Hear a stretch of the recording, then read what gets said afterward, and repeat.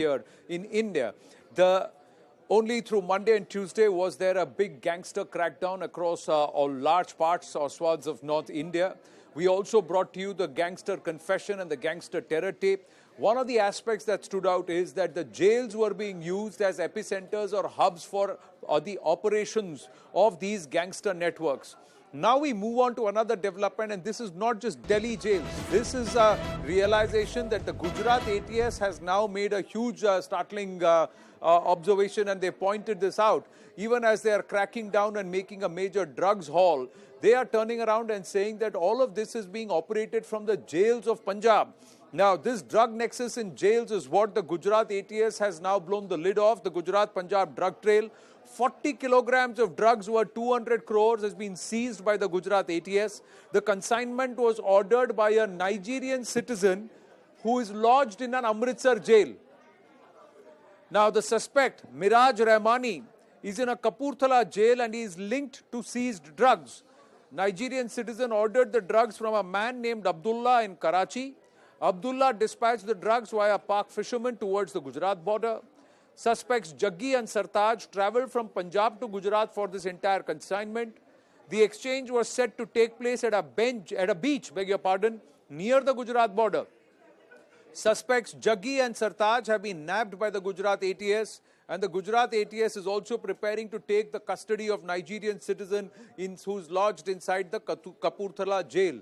Janak Dave now joining us live. Janak, Delhi की जेलों से फोन के द्वारा मर्डर ऑर्केस्ट्रेट किए जा रहे हैं, ड्रग रिंग्स और एक्सटॉर्शन रैकेट्स चलाए जा रहे हैं, पर ये सिर्फ दिल्ली में ही नहीं, बाकी जगहों पर भी हो रहा है. यहां पर एक नाइजीरियन सिटीजन, एक फॉरेन नेशनल कपूरथला जेल में बैठकर कराची से ड्रग्स ऑर्डर करता है, जो कि डिलीवरी गुजरात में ली जानी है, और लोग वहां गए भी है डिलीवरी लेने के लिए.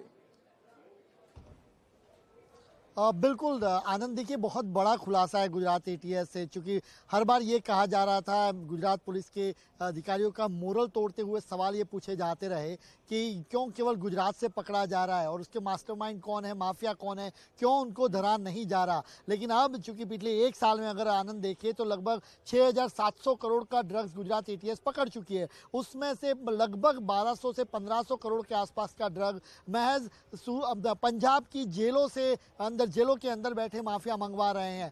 जो नाम सामने आए वो अमृतसर कह लीजिए, कपूरथला कह लीजिए, फिरोजपुर कह लीजिए, फरीदकोट कह लीजिए, चारों जेल में जो बैठे हैं कैदी, वो अलग अलग तरीके से अलग अलग रूट से कंसाइनमेंट मंगवा रहे हैं. आज जो कंसाइनमेंट पकड़ा गया है वो चीफ नाम का जो नाइजीरियन जो अमृतसर जेल में है, और उसके अलावा जो अमन रहमानी है उसने कपूरथला जेल से वहाँ पे अब्दुल्ला से बात की और कराची से मंगवाया. यानी पंजाब पुलिस को भनक नहीं है कि जेल के भीतर रहते हुए इतना बड़ा नेक्सस चल रहा है कि उसको बाय रूट अगर गुजरात से उसको लाना है तो अपने लोग भी यहाँ भेजते हैं. हालांकि गुजरात एटीएस और कोस्ट गार्ड की सतर्कता के चलते स्पेसिफिक इनपुट था और वो धरे गए. जग्गी और उसका जो साथी था सरताज, वो दोनों पकड़े गए हैं और उसी पूछताछ में ये नाम सामने आए.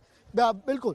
तो उसके बाद ये जो सामने आए, और अब जो सामने जो जानकारी गुजरात एटीएस की ओर से दी जा रही है कि इसी साल महीने जो 2 महीने पहले जो जुलाई के अंत में जो 375 करोड़ का जो ड्रग्स पकड़ा गया, वो ड्रग्स भी जेल से मंगवाया गया था. तो उससे पहले पिछले साल जो नवंबर दिसंबर में पकड़ा गया वो भी जेल में रहे कैदी द्वारा मंगवाया गया था. तो ये नेक्सस लगातार चलता रहता है और जेल के भीतर से नेक्सस चल रहा है. सीमा पार पाकिस्तान के साथ संपर्क में रहते हैं, वो ट्रेसिंग भी नहीं हो रही. यानी किस तरीके की कानून व्यवस्था है वो भी एक सवाल खड़ा करता है, और जेल के भीतर रहते हुए नेक्सस को चलाया जा रहा है. ये सबसे बड़ी चौंकाने वाली बात है जो गुजरात एटीएस ने आज अपने इन्वेस्टिगेशन में सामने लाई है.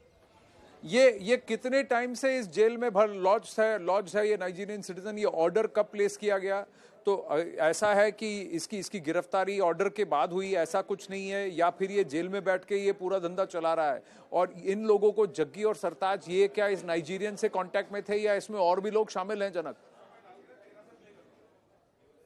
बिल्कुल, देखिए ये चीफ उसका नाम है, वो चीफ को कोड वर्ड से नाम से जानते हैं, चूँकि आप जानते हैं आनंद की इस तरीके के जो नारकोटिक्स के धंधे में होते हैं वो सही नाम अपने इस्तेमाल नहीं करते हैं, तो कोड जी। वर्ड में उसको चीफ के नाम से, हालांकि उसकी आइडेंटिटी रिवील कर दी गुजरात एटीएस ने कि वो नाइजीरियन व्यक्ति हैं और वो अमृतसर जेल में कैद है। और उसके अलावा जो नाम आया मेराज रहमानी, वो मेराज रहमानी के साथ ये दो लड़के जो अहमदाबाद गुजरात भेजे गए ये ड्रग्स का कंसाइनमेंट लेने के लिए, उन दोनों को गुजरात एटीएस ने जब पकड़ा, इस कंसाइनमेंट को लेने आ रहे थे, स्पेसिफिक इंटेल था, ह्यूमन इंटेलिजेंस के था, तो उसको जब ट्रेस किया गया तो वो ड्रग्स भी पकड़ा गया बीच समंदर से, जखौ से लगभग 33 नॉटिकल माइल, तो वही 60 किलोमीटर के आसपास दूरी होती है, तो वहां से बीच समुद्र से ये ड्रग्स पकड़ा गया और ड्रग्स का कंसाइनमेंट बीच समुद्र में ही लेना था। तो ये इस तरीके से नेक्सस चलते रहे, तो अब जो चीफ है, जो नाइजीरियन व्यक्ति है, उसकी सिटीजनशिप है, उसको वो भी नारकोटिक्स के मामले में ही जेल में कैद है अमृतसर में, तो उसकी कस्टडी गुजरात एटीएस लेने की कोशिश करेगी, तो और फिर बाकी खुलासे आने वाले दिन में हो सकते हैं। Anand ji Janak, thank you for your inputs. Will take this to Alok Bansal.